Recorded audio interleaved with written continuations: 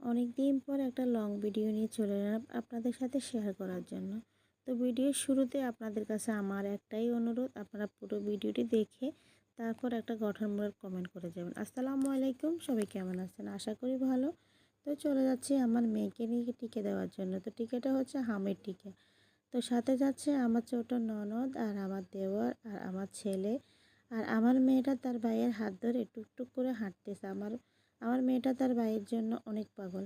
তো কথা হচ্ছে কি, হামের টিকাটা আপনারা আপনাদের বাচ্চাকে যত দ্রুত পারেন দিয়ে দিবেন, কারণ হামে আক্রান্ত হয়ে অনেক বাচ্চা হসপিটালে ভর্তি এবং কি অনেক বাচ্চা মারাও গেছে।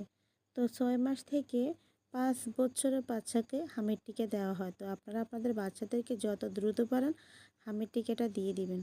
এই যে এদিকে সবাই ধান নিতেছে। আর এই বছর ধানের অবস্থা আসলে অনেক খারাপ, অনেকের ধান নষ্ট হয়ে গেছে, পানিতে ডুবিয়ে গেছে এবং কি। তো আলহামদুলিল্লাহ আমাদের এদিকে তেমন একটা ধানের ক্ষয়ক্ষতি হয় নাই, সবাই মোটামুটি সবার ধান গড়ে তুলতে পারছে। তো এই যে কথা বলতে বলতে আমি চলে যাচ্ছি আমাদের কমিউনিটি ক্লিনিকে।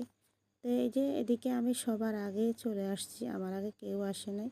তো সবার আগে এসে আমি আমার মেয়েকে আলহামদুলিল্লাহ টিকাটা দিতে পেরেছি।